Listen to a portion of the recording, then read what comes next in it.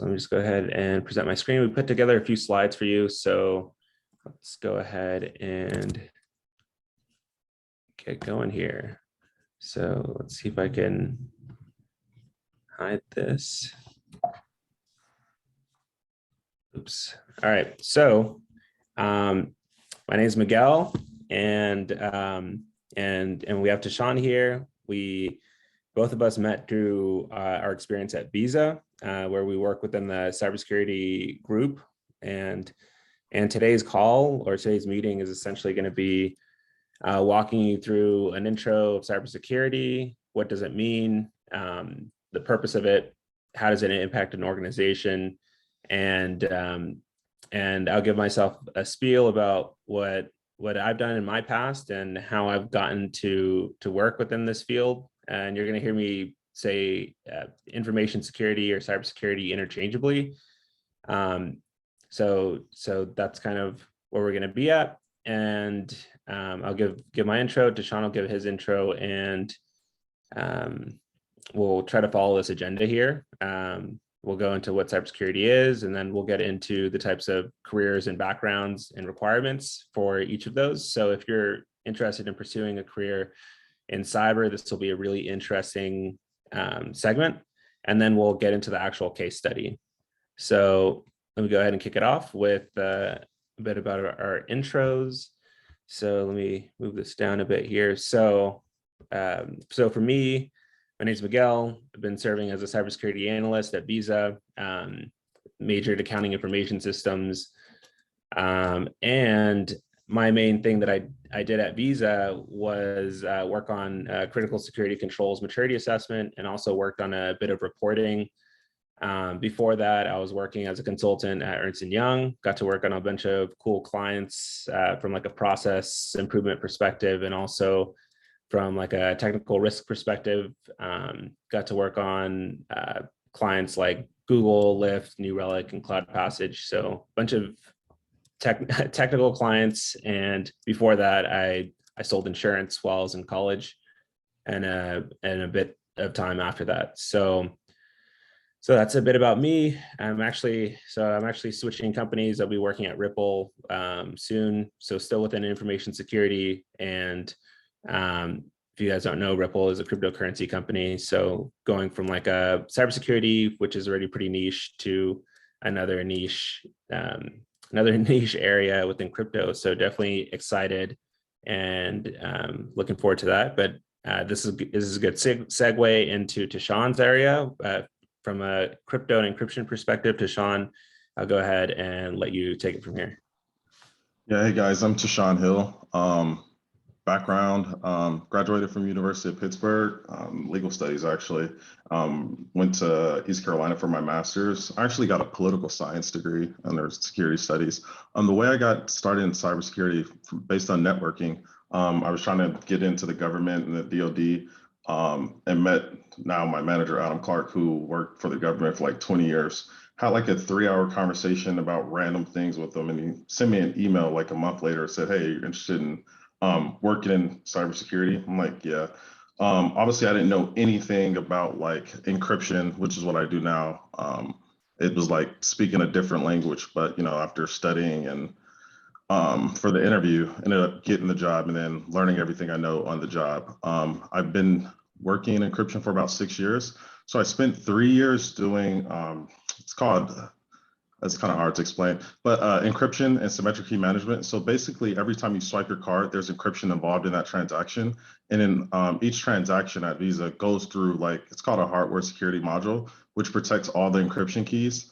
So it's pretty high stakes, very secure environment that we were working with, get exposed to a lot of things, put things in scope. I think Visa does around, up to 6,000 transactions per second.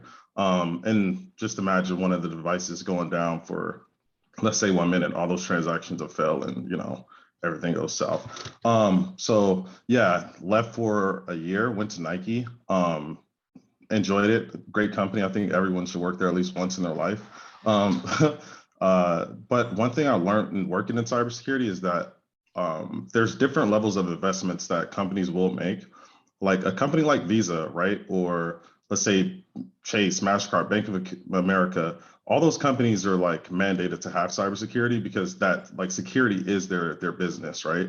If Visa were to get hacked, you know, it compromises the entire ecosystem of payments, right? Nobody uses cash anymore. So knowing that, they invest a lot more money than, let's say, at Nike, which, you know, they did do some investments, brand new program, but that learning curve or they're still going through it, right? So, but that's also the beauty of cybersecurity is you can go from working at a Visa to Nike to Ripple, which is cryptocurrency, or Deloitte or whatever company there is. Sorry, should have put my phone on mute. My apologies. But yeah, that's a brief background on myself. Awesome. Yeah, really good point there, Tashaun, in terms of like everybody hears the term cybersecurity being thrown around, and a lot of people will think of it as being as like some type of hacker, penetration testing.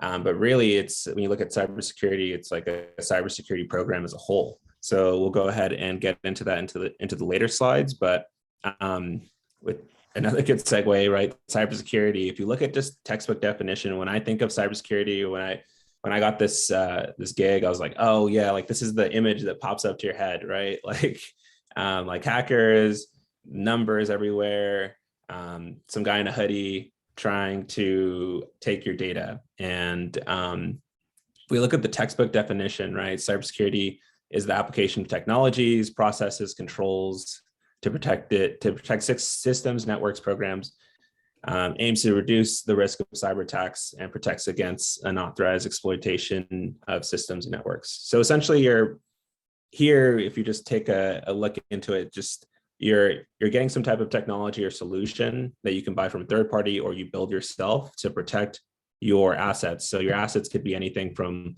your devices, right? So if you're an organization, we're talking about your workstation, your laptop, your mobile devices, right? Network perspective, how are you protecting your firewalls to make sure that they're configured appropriately, right? That's a good example. And at the end of the day, it's there to make sure that other people cannot exploit your data or take your information from those devices, right? So at the end, this one should not be there, but at the end, what does this actually mean, right? So I've kind of broken it out into 4 different steps here. You have the textbook definition that we saw before, but really what it means is if you look at step 1, it's creating a plan, right? And kind of putting together this plan to help prevent or reduce the likelihood that this risk within your organization is going to be exploited, right? So that's step number 1. It's kind of drawing it out. And when you think about it from a career path perspective, your career can fall in any of these 4 categories. You could be the planner, you could be the person that executes, you could be the person that manages a specific area of devices or solutions, right? So just think about it in that context. And then number 2 here, you implement a cyber solution, right? That could be anything from like a Splunk.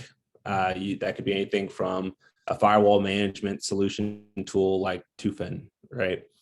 And there's a bunch of different things out in the market, right? You'll see like CrowdStrike, a bunch of different things out there, and you could be the person that just implements and manages those solutions. So that's there, number 2. Number 3, it's kind of building out a process, whether it's internal, people perspective or technical, to identify those issues, right? So like a Splunk management tool to log and scan your environment to find specific issues. For that last one is a way for you to actually find those issues and then remediate them. So that's kind of like the cycle. You could take a proactive or a reactive approach, but obviously proactive is better. Sometimes you have to catch things on the tail end though, right? So Tashaun, I'll let you take it from here. Tashaun is going to be walking you through the different cybersecurity career pillars or lanes.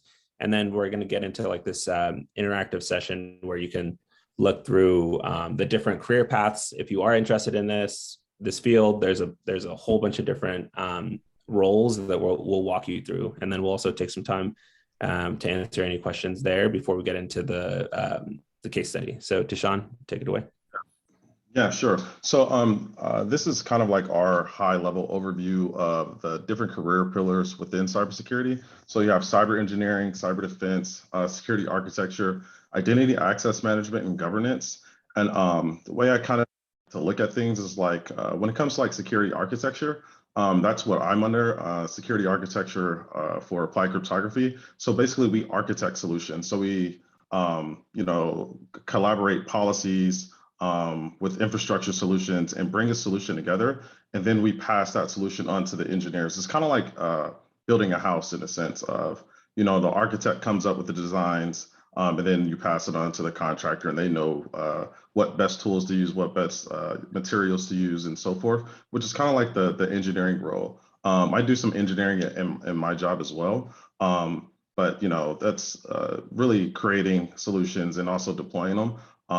And then there's the operation side of solutions, which aren't really outlined here, but who handles the day-to-day tasks once a solution is built out, right? Who's doing the monitoring, the logging, make sure the patches are deployed or, the upgrades are being taken. Cyber defense, that's kind of like a typical idea of what cybersecurity is, basically acting upon threats.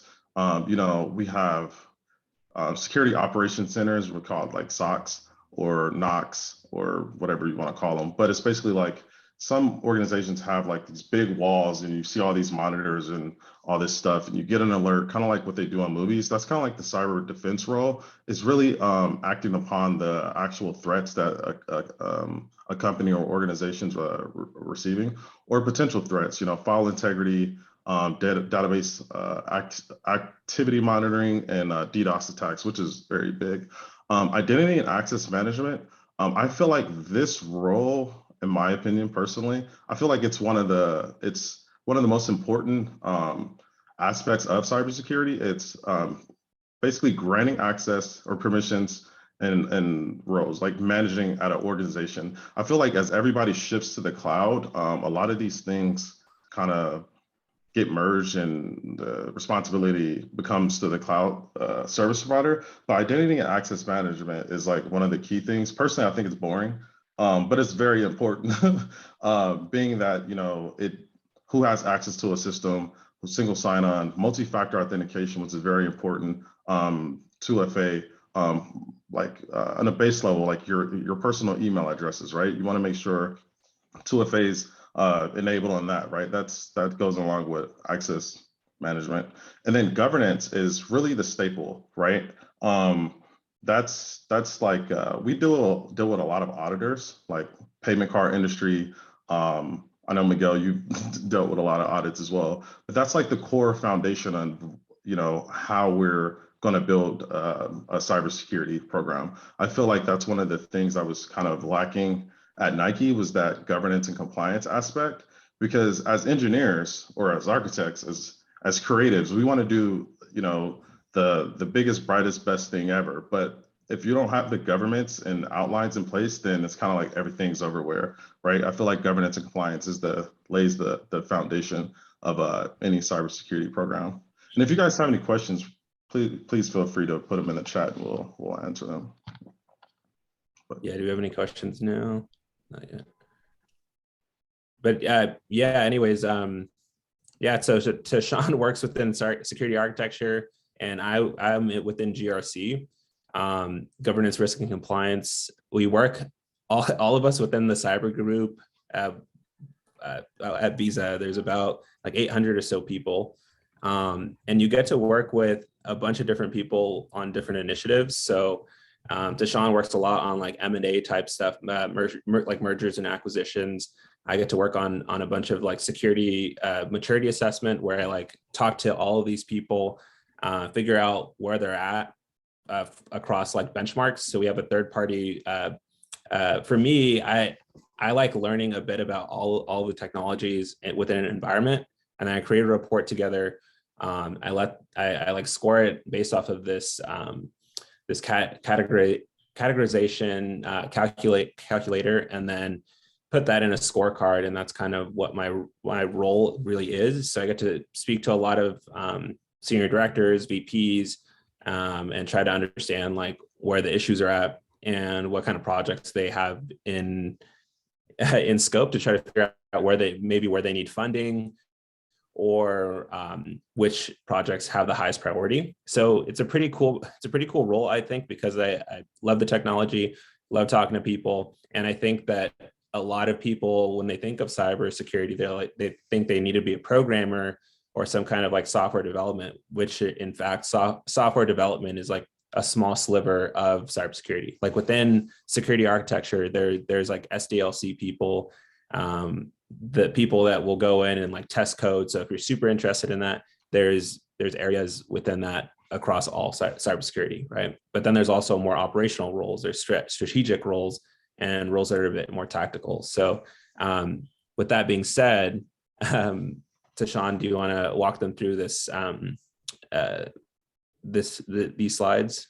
Yeah, sure. And I'll post this link. I see somebody just posted a question in terms of what role is easier for college students or what are the requirements. So, so I don't think there's a specific pathway into cybersecurity in terms of what's the easiest way and what's the hardest way, or the skill set, because you can have a large background. I know teachers who have made the transition into cybersecurity because they're literally teaching best practices, which is a key thing, right, in the cybersecurity program. So I just posted a link. That's a government link, and this is where I got this actual document from. It kind of like really outlines cybersecurity versus technology and the different roles and requirements as well. One of the key things I tell people is that a database at a company, like if you're running SQL Server at home, it's the same SQL Server that you're running at a company, right? The technology is the same. So you can learn the technology, even though don't have hands-on experience, right? You can build your own PKI environment, which is public key infrastructure. You could do your own encryption at home. It's the same technology. Most of it's open source anyways. There's lots of tools that you can use and learn. Like I like Cloud Gurus. I think everything's going to the cloud.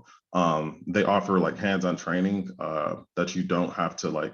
If you say you want an Amazon account, you don't have to, for AWS, you don't have to put in your own credit card numbers and worry about writing putting one bad line of code might cost you $1,000, right? But they have really hands-on training, so you don't have to be on the financial hook for that, to actually use it. So I think this is a good resource. I just put it in the chat, and it really kind of outlines the requirements. But all right, so back to the slide. So we have different pillars within the cyber workforce, at least. I mean, this is very high level. This is the way I like to think of it, because there's multiple different lanes. So obviously you have IT, right, information technology, and those skills require to design, build, configure, operate, and maintain IT networks and capabilities, right? So that's like the day-to-day operations. And then we have cybersecurity, right? And those skills are required to secure, defend, preserve data, networks, NetCentric capabilities, and other designated systems. For instance, when it comes to like securing data, I'm on the data protection team. That's my core job, is literally figuring out how we manage all this data, right, in a secure manner. How do we do data analytics? One of the platforms that we manage is like, it's one of our AI platforms, but it's basically, if you think about it, right, if you guys go to Mexico, you swipe your credit card, Visa knows that, you don't live in Mexico based on your previous habits, but that's based on a mass amount of data that they have based on your previous spending habits. And if, let's say a bad actor had access to that data, then obviously they basically know your profile. So we do everything we can to make sure your data is protected, but also make sure that the data analytics team can do analytics against that data. Cyber effects, which is here in the middle, those skills is like plan, support, and execute cyber capabilities. And that's primarily focused towards externally defending, like external. So keeping people out your network. And then there's cyber intel, and that's the process of like collecting, processing, analyzing the data. I know you mentioned Splunk, so that's using Splunk. I think it's a lot of SIM devices, right? So now that we have this data, what can we do with it, right? And then we have cross-functional, which is that hits every pillar. which is to lead, acquire, and manage cyber initiatives and develop a workforce talent, and to conduct cyber-related legal and law enforcement activities, right? So that hits every aspect of it. And like I said, you guys should really check out this site. And if you're interested, it will kind of, and here's the outline, right, of the jobs. It's kind of blurred, but in regards to each lane.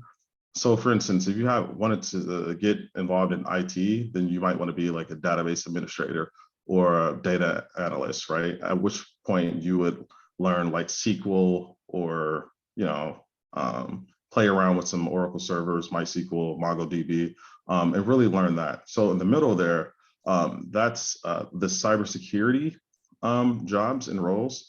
And if you click on this on the site, it will literally outline the requirements for this. But that's where you have the security architects, the information security developer. Sorry, I was just reading somebody's notes. And then cyber intel's data analyzation, right? Yes, it can be, yes. It definitely can be cyber intel's data analytics, right? And that's what we do with like SIM devices, like Splunk. Is basically we send all the logs to one device and then you analyze those logs to see if there's a bad actor, right? But to answer your question, Daniel. And then in the orange there's your Intel Cyber. So that's all government language. So this is an overview, and I posted the site there and you guys can check it out, but I think it's very useful in terms of, what to learn, how to learn, because sometimes I feel like it's like you're, drinking water from a fire hose, like when it comes to all this IT and stuff. But I think that this site would definitely give you guys a better guideline. Yeah, thanks for that, Tashaun. And here, like my role, for example, I started off doing compliance stuff, and now I kind of have fell into this category within cyber where I'm the security control assessor. I'm like the system security analyst, and then also evaluate and test different systems. Whereas like Tashaun, where do you fall under? You're like security architect slash, maybe where else do you fall? Yeah, so like security architect, my previous role was more so like security systems analyst, like working on the physical hardware and being in the actual data centers. But I feel like everything like security control assessor that comes in play with our audits. So I feel like when it comes to cybersecurity, like it's not like it's really cross-functional, right? It really is. And I think that if you guys are interested into getting into cybersecurity, it's very straightforward. But you guys can reach out. We can provide more detail and resources. But yeah, but I would really have that site for sure. Yeah, that site is really good for looking at potential areas that sound interesting, and all of these are actual roles that you would find it in like on LinkedIn. So this is like a good idea of like, hey, this seems like a really cool title, or this seems like what I want to be. Do some further digging, but at the end of the day, really what's going to get you that first job, there's no easy job to get, right? It's more of like how does your experience and academic history align with this, right? Like if you're an information systems background, obviously that's going to be helpful. But if you can find a way to get some type of certificate, right, like a baseline level security cert will go miles to show that you're actually passionate and interested in this field, right? And that will actually help you leverage and get more job offers, right? So like a security plus certificate would be good. Or maybe if you're interested in cloud, you would take some kind of like AWS cloud practitioner certificate. But there's a bunch of entry level certs that you can get while you're even in college that will help you get some of these roles. So yeah, and agree. And just to piggyback off of that, what you're saying there is that I feel like making that transition from college into the workforce, obviously the biggest hurdle is that people don't have the actual work experience. But what I tell people to do and advise people to do is go home, set up your own personal lab, and then do the work there and put that in your resume. Start personal projects and put that in your resume, because that experience is directly transferable. It doesn't matter where you learned it, right? We all see in the movies the hacker ends up working for the FBI. That's because that skill set is directly transferred, even though they didn't learn those skills in a formal workplace. They know them and they're able to apply them. So I would definitely advise people to do some at-home projects, put them together. You guys can Google them and put that in your resume because it's directly transferable. Okay, and then Daniel had a few questions around cybersecurity courses. So maybe like as a follow-up, we can Tashaun and I can put together a few different course paths that you can take, and then we can put it into the Discord chat, or maybe we could talk about it throughout Q&A. Does that sound good? Yeah. And then I could provide like links and methods to get to those courses. So moving on, we're doing pretty good on time here. Got about 30 more minutes left. So now we're getting into like the juice of it, right? Like I think with cybersecurity, what happens in these workshops is that people might want us to just kind of walk through like our own day-to-day, right? But sometimes due to the sensitivity of the information we work with, like I can't go to Tashaun and be like, hey, Tashaun, walk me through your data console and let me see all of the devices that are not compliant, right? Right. So definitely would not be allowed. So as a result, we kind of put together this case study, and this case study is going to be just textbook example of those 4 steps that I mentioned at the beginning of the call, right? Step 1 is to plan, right? Step 2 is to implement a solution based off that plan. Step 3 is to identify any issues. And then step 4 is to try to remediate them, right? And then you kind of go through this loop. So an example that I put together or found here with this case study is logging and threat management. So let me just go ahead, and I'm just going to go ahead and work through the case study with you in terms of like paint this picture of what does this mean from like an organization perspective. And Tashaun will take it away and walk you through some of the challenges and what solution a company will actually take to implement this. So if we just read through this here, like cyber attacks on organizations are now inevitable. Security is no longer about preventing attacks, right? It's about preparing for them. So that's step 1, right? This means finding them, dealing with them in real time. The longer a cyber attack goes undetected, sometimes it could take 154 days due to like malware or your solutions that you have in place not being able to find the issues within your environment. So that's like on your network, on your devices, can lead to more damage, right? What does damage really mean? It means impact to your company or impact to the organization that you're managing. So that means that there's some kind of risk that leads to loss, right? So loss of data. It could be downtime, so it's availability on your servers due to DDoS attacks, right? These are all examples. And if we move into that second paragraph here, a significant shortfall in a skilled security resource is slowing down time to detect security breaches, as organizations simply don't have bandwidth to manually trace all alerts across their security fabric. Organizations are therefore adopting SIM, right? So security information and event management. You'll hear SIM being thrown around a lot, but SIM solutions provide that glass view to help you find external or internal threats, right? So SIM is a logging tool. It's a way for you to kind of connect and configure it to everything you have in your organization, your devices, network, and will allow you to log and find these anomalies or issues that should not be there, right? So it doesn't just like flag it for you. It's something that you're going to have to configure and try to work through different processes to try to find out where the issues are, right? So that's something to think about. So first paragraph is about planning and detecting these issues. Second one is kind of talking through this solution, which is the SIM. And third paragraph here, today organizations can choose from a wide variety range of SIM software and security technologies. However, many organizations have failed, have realized that software alone will not bring the full level of security required. So you can't just rely on one security solution. You need to have multiple different types, do defense in depth, right? And have a continued investment in experienced personnel and detailed operational processes will place heavy burden on finances and time. So what does that mean? It means that it's hard to find people to work within cybersecurity, and it's hard to find people with the right skill set, right? So it's definitely a field with a lot of need. And let's see here. As a result, companies are aiming to remove these constraints while ensuring full visibility, allowing them to focus on their business. So here we kind of drew out this problem, right? The problem is that there's a lot of issues in today's organizations, right? It's hard to find them. Some solutions that we can find, for example, is a SIM solution, right? But now you have all of these logs, you know where the issues are at.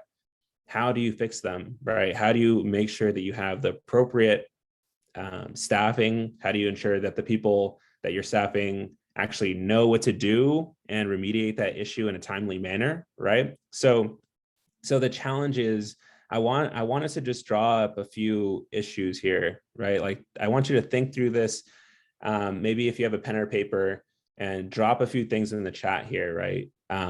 Like, what do you think would be some of the major challenges here? Like, what are the major challenges, and how do you think a company should respond? If I go to SFSU and I say, hey, this is what it is, give me some ideas in terms of like, what are the risks associated to having the SIM? And you could break it up into 3 different categories, right? You can break it up into a challenge from overall view, like, what is the overall issue here? And then you could think that's one. You could think about it, challenges from a SIM perspective. What are the challenges of implementing and managing a SIM tool, right? You can Google, you can look it up on what that means, and feel free to take those notes and be able to share. And then 3, what are the issues with like logging perspective? Now that you've implemented that SIM tool, like, what does log management look like? You have a lot of logs, you have a lot of data. What are some risks you could think of there? And how would you find that solution to properly manage that data that you have? And then 4, lastly, now that you have all of that data, what do you do with it, right? Like, you have people to respond and triage those issues. So let's just go ahead and you can categorize them in those 4 different categories, put them in those 4 categories. I'll give you guys a few minutes here, and then Tashaun will walk you through some of the challenges. But let's see here. Oops. So here's a different view here, right? So SIM, security information and event management. Here's a few examples. SolarWinds, right? That's one. McAfee has a solution. Datadog, Splunk, right?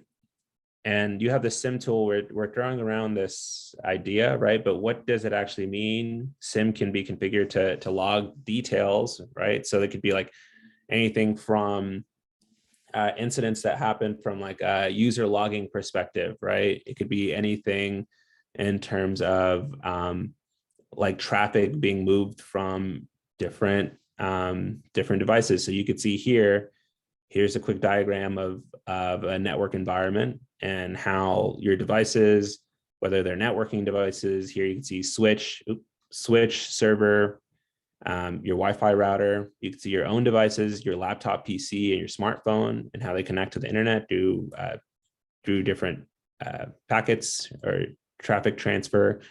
And then you have these IoT or different devices here in terms of like your phones, printers, scanners, right?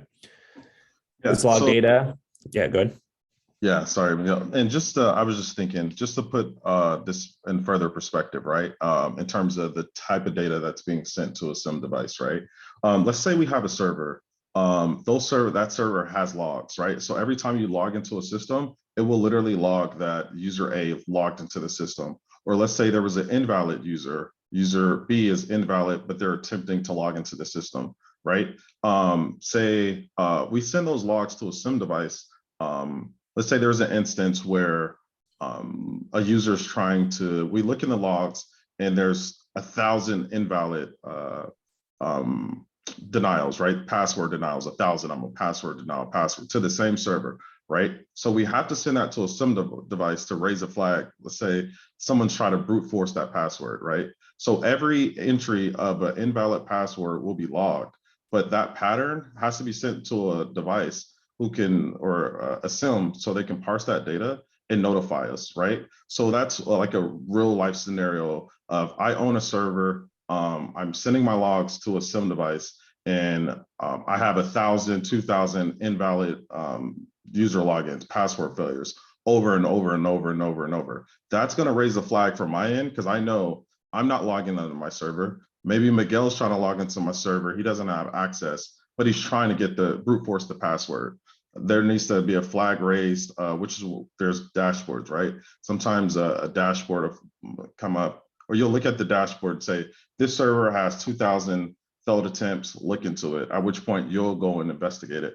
Okay, why is it, why are there so many password failures? Where is this coming from? Did they access the server? Did it stop? Did they gain access to it?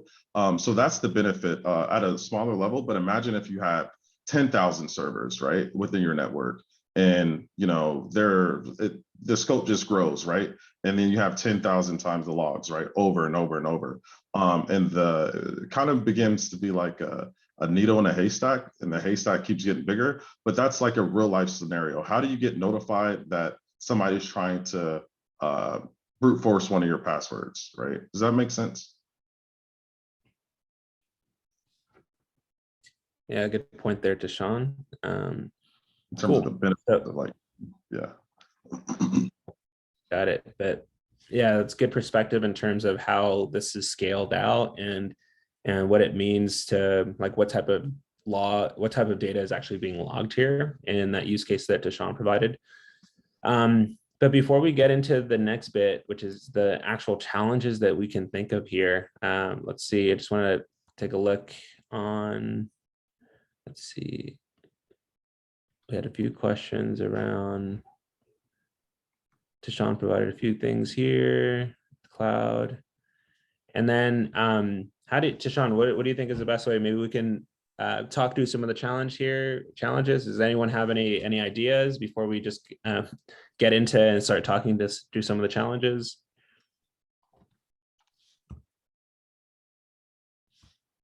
A few minutes.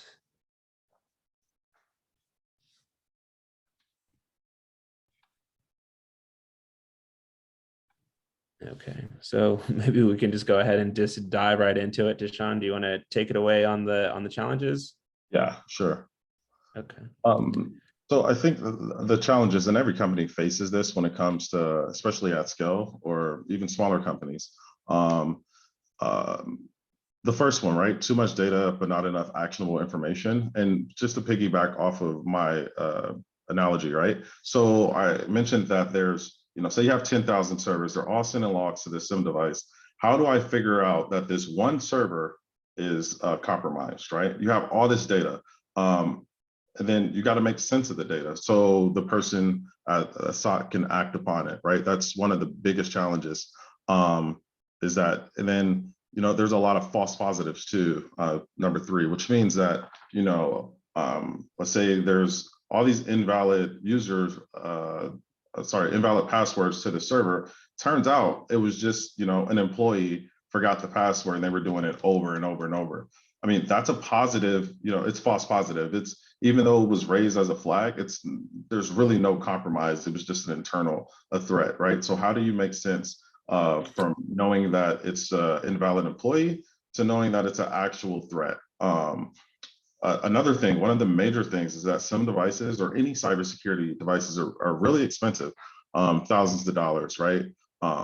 Being that they have to know how to process that data and have all sorts of algorithms and make sense of it, seamless, right? At a blink of an eye, right? And parse all that data.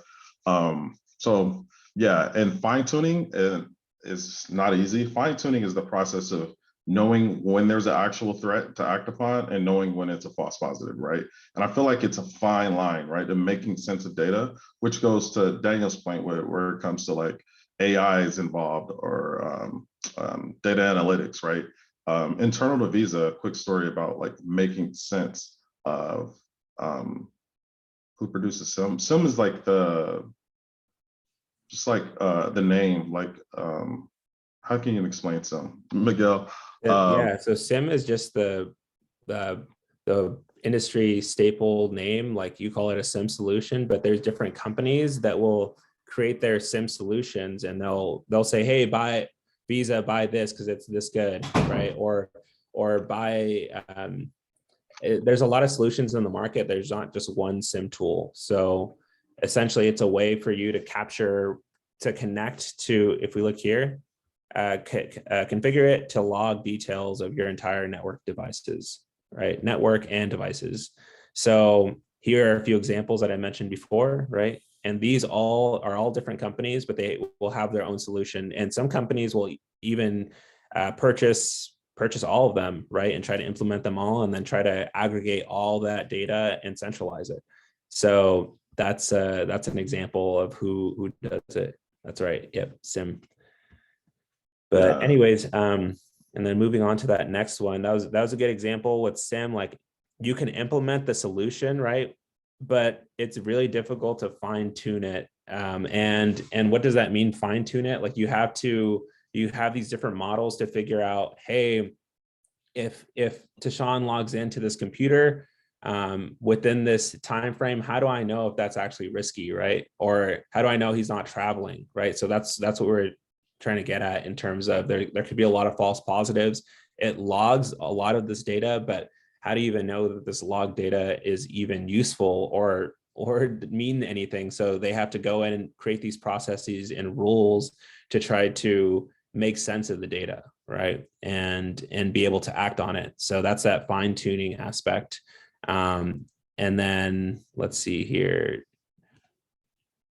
Yeah, exactly. The SIM doesn't tell you what to do with an alert. So that's kind of building on fine tuning. You have to create these models to try to figure out what incident, or try to rate whether or not an incident is going to have impact, or whether or not multiple incidents are a pattern, and whether or not that could be problematic, right? And if we get into the log management, Tashaun, do you want to jump into the logging and incident response aspect? Yeah. So logging, that's very important, right? It takes up space, right? So imagine your computer, it does a certain amount of logging, or imagine if you're using your phone and you send a text, or every text message you send, every email you send, there's literally a log and it's being sent to a SIM device to make sense of it. That's literally what a lot of our applications and stuff do. So at scale, it's literally a lot of data, and how do you make sense of that data? And most importantly, how do you protect that data, right? There's instances where, maybe some developer wrote some bad code and now he has passwords in the logs, or maybe the logs have IP addresses in them, or username, or some type of confidential information within those logs. You still don't want those logs to get in the hands of a bad actor. So you have to secure those, right? So how do you make sure those logs stay secure? I suggest encryption at rest. That's my job day to day, just decrypt them. Yeah, and then to the incident response, right? So now that we have an alert, how do we go about investigating those events, or those potential threats, right? Generally, most organizations have different levels. So level 1, level 2, level 3. So level 1 would be, I have an alert, it was a false positive, I'm gonna close it out. But if it's actually like something they can't figure out, they escalate it to the levels, to another group who are more specialized with like handling those situations and stuff, if that makes sense. Awesome. So those are some examples of those challenges in those 4 different areas, right? From an overall perspective, SIM implementation perspective, what do you do with those logs, the issues that come around managing and securing them, and making sure the appropriate people in your organization have access to them, and how do you respond to them, right? So moving on to the solution, we kind of put together this like one solution example here, where something could be as easy as working to obtain some kind of SOC center, right? So service operations center services, or you can just build it out internally on your own within your own organization, right? So these are the people who are going to go in and respond to those issues. They're going to do the thorough analysis of those logs, and really understand where those instances are coming from, whether it's an internal or external source, right? They're going to ensure that the services are designed appropriately to detect those anomalies. So that can be with the fine tuning of your SIM, making sure the rules make sense, and then uncovering those threats and removing those false positives, right? So if you find that a configuration within your SIM keeps giving you false positives within your logs, it's probably time to change it or update it. And also consolidating log events and network flow data from devices. So that's an example.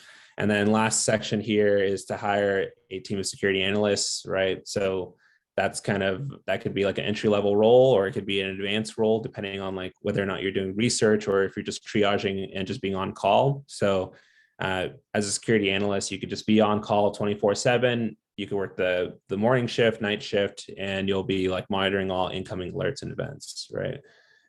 So that's a security operations center. We'll have to make sure that they're continually up to date with threats, and that means looking into the research in terms of how are they sharing information with other companies. So for example, if it's Visa and you have a security analyst at Visa, how are you making sure that leadership is maintaining that relationship with a competitor or with other companies in the, like, for example, MasterCard, if they're getting a lot of attacks from a specific entity, maybe it would make sense to share that information so that way they can be on the offense or defense, right? So to proactively mitigate these issues.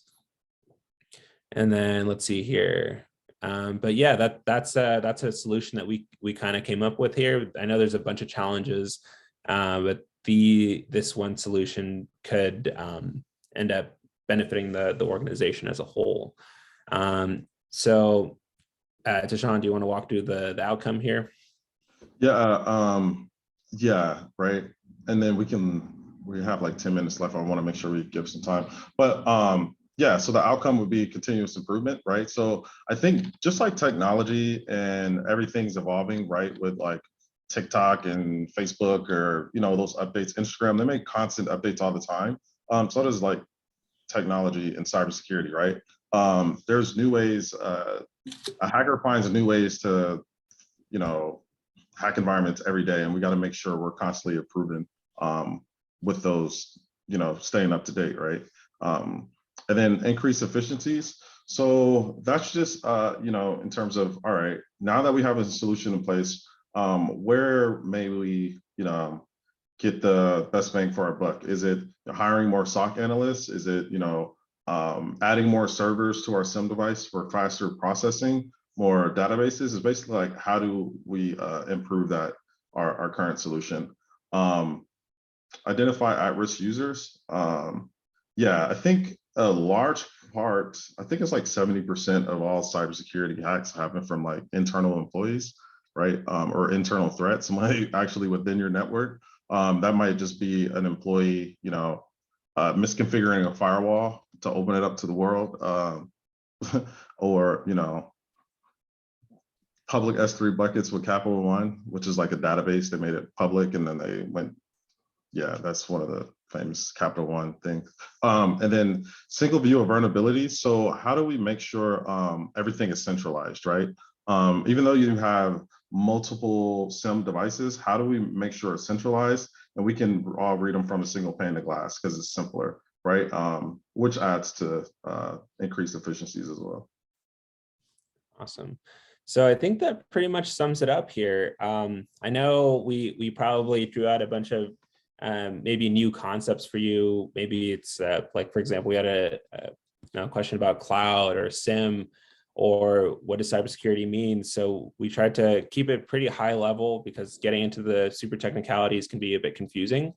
But we really want to give this time back to you. We have about 8 minutes here to really ask any questions. The floor is yours in terms of, you could ask anything from how did we end up here? How do we like it? Do we want to switch in a different field? Like if we were to do it again, how do we do it? It could be anything, maybe any questions. So anybody have anything for us here? Yeah. So, Yeah. Oh, go ahead. Oh, yeah. I wanted to ask how you guys relate to hackers. How do we relate to hackers? Yeah.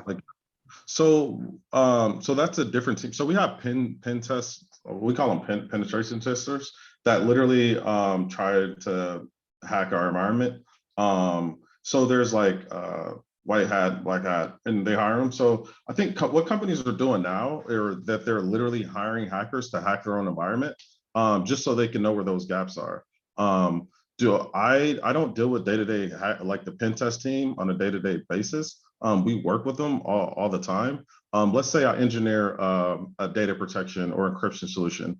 I would give that solution to our penetration testing team and have them hack it to find out if there's any vulnerabilities or any issues with my solution. So did that answer your question? I don't work with them day to day, but yeah, they exist. Yeah. So, and then also with that, Daniel, so the penetration team or hackers, I guess you could say, they're usually very skilled and very experienced. A lot of the time they'll have like a CEH certificate, or they'll kind of move into that kind of field. And you could have like your internal team who come in and they hack into, let's say, for example, what Tashaun was saying, he builds a solution or he builds some kind of system at Visa, and before they're deploying it or testing it, they'll hire a group of hackers to come in and try to break either the website or the solution. And how do they break it? They'll try to go back and forth. Some examples would be like trying to do some kind of cross-site scripting, trying to see if they can click around to break the server or send redirect traffic a different location. There's a bunch of different attacks that they can do to try to cause impact to the system, right? But an example would be like, you could end up doing this for like a Deloitte, and the company will actually hire Deloitte to come in and do their tests. So in my upcoming role at Ripple, I'll be the person that coordinates this, understands what exactly is happening from like a pen testing perspective, take the results, and then be able to report on that to leadership, right? So once again, like, you don't have to be the main specialty. I guess that's the thing about cyber. Like, you could be super specialized in one thing, or you can be operational, or you could be the strategy person. There's a whole bunch of different areas that you can kind of fall into here. I'm sorry, is that a question? Am I audible? Yeah, I can hear you. Yeah. Sorry. So you know about leaked databases, right? So from a company perspective, like, how do companies handle leaked databases in general? Like, like a lot of passwords, a lot of usernames get leaked sometimes, right? Yeah, they do. That's a big one, right? So, so me personally, we deal with this in terms of how to prevent this. So there's different levels of protection, right? Before data gets to the database, it's generated at the application. Let's say you're entering data in the website, and then it's sent to a database, right? What we do is that at the application level, where that data is entered, we encrypt that data, and that way and then it gets stored in the database, right? So regardless if the database is leaked or not, the data is encrypted, and good luck trying to decrypt it, right? So that's the way we're going about leaked databases and so forth, right? On top of your regular normal controls like firewalls, using bastion hosts, and really isolating those databases. But that's the way we go about it. We encrypt the data as the moment it's at the application layer. That way it stays encrypted throughout its entire life cycle on the file system, the database, and also storage, like at the disk level as well. It stays encrypted. So that answer your question?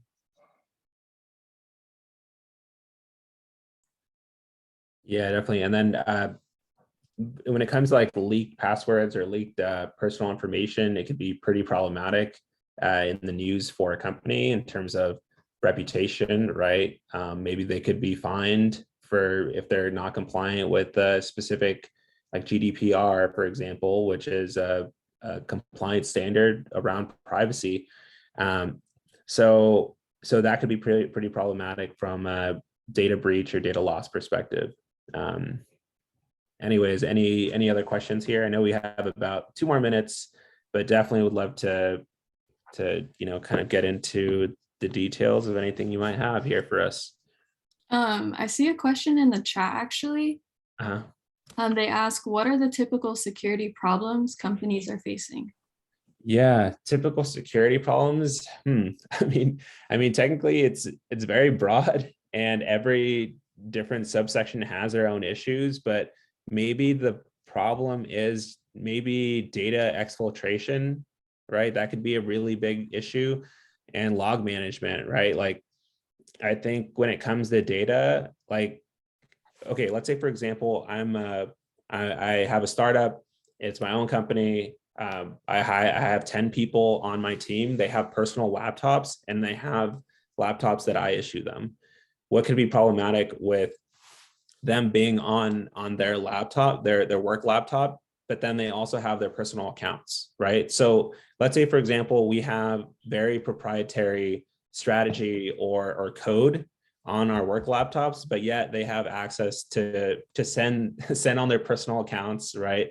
I could just email, I could use that code, send it to my friend somewhere else, right? Like, how do you prevent that? So I think that's a big problem in terms of like this question for Jen, right? It's kind of like, how do you ensure that people aren't actually taking your proprietary data on accident or even on purpose and leaking it or like putting it in the hands of unauthorized people, right? So this can be done through security controls, right? It could be done through just making sure that on work laptops, you can't have personal accounts, right? So on our Visa laptops, we can't even go into like Google Drive or like different applications. So that's an example. Yeah. Another example could be that maybe you implement some kind of DLP, so data loss prevention solution. So DLP will know whether it can scan your network for files with specific format. So if it looks like a social security number or a PI, like personal identifiable number, so that could be like credit card numbers, that could be like your date of birth, your social security number, anything like that that can show who you are, it will not allow you to send that information. So it'd be like I try sending an email and then it'll just block it, right? Yeah. So I think that's a pretty typical security problem that a lot of companies are probably facing with. And then on top of that, maybe the most recurring network issue is like just DDoS attacks. I think huge companies get attacked all the time, right? Through, what does DDoS really mean? It's like you have servers that handle traffic, and it's like a DDoS attack would just be a whole bunch of flooding of packet information trying to break the server or put it down. And you'll see this, like this even happened at Facebook where the company was down for like 6 hours. And that doesn't sound very problematic, but what does that mean? If a company is down for 6 hours, that means now you have engineers and employees, maybe like thousands of them, that can't use the site and can't do work. If you're paying these engineers $100,000, $200,000 a year, think about how much of a loss that is if they can't get any work done within that 6 hour period, right? So that's an example. So maybe DDoS attacks, data exfiltration. Anything you want to add to that, Tashaun? Yeah. Real life scenario. I think it depends on the company. I think Visa is really focused on internal threats as long as, and also external threats as well, in terms of, all right, we got to prevent people from getting in our network, but we also got to prevent our own employees from stealing a massive amount of data. But when I was at Nike, their big thing, the only thing they really cared about, I thought was very interesting, was that employees would literally, they had all these shoe designs. So employees would literally take terabytes of data and just go to Adidas. And it was a big thing. They'll take all the shoe designs, clothes designs, and they'll steal the data, and they would just go to Adidas, Under Armour, everywhere. So Nike really wanted to prevent that from happening. So what did we do? We implemented data loss prevention tools. We prevented employees from using their USBs to transfer that data. Then the other thing that came out was like, all right, now we're using Macs, but then they figured out we can back up our Mac to our personal iCloud accounts. So you're still, even though we can't, still the data using a USB, I'll just back up all this data on my personal iCloud account and just still go onto Adidas and all that. So I think that's one of the like a real life scenario of what we were facing when my time there. Okay, I know we're right at time, and then let's see here. And Mike's one last question in the chat here. Lots of small companies don't have IT department. Very true. It's very difficult to manage logging, and new employees can definitely upload files and correct client support. So yeah, Fat, very true. And that's a common issue for sure. But anyways, I don't want to take too much of your time. I'm going to go ahead and drop our LinkedIn's. If you have additional questions, please feel free to reach out. But Tashaun and I are pretty engaged with making sure that people get the appropriate resources they need. But yeah, we'll leave it at that. Any last questions here? Thank you, Tashaun and Miguel. Before everyone leaves, is it okay if we take a quick group picture if everyone's comfortable turning on their cameras? And then we'll post this workshop link on our YouTube as well. And then thank you again to Tashaun and Miguel.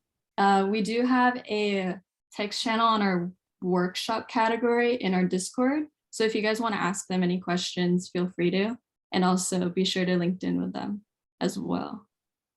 But thank you all for joining. I'll wait for a couple more people to turn on their cameras, and then I'll do a little quick countdown and I'll take a quick picture. Yeah, that was awesome. I hope you guys learned something, right? I know cybersecurity is a hot thing right now, and it's definitely something that a lot of people are confused about how they could get into it, but it's something that you can for sure achieve and get after, right?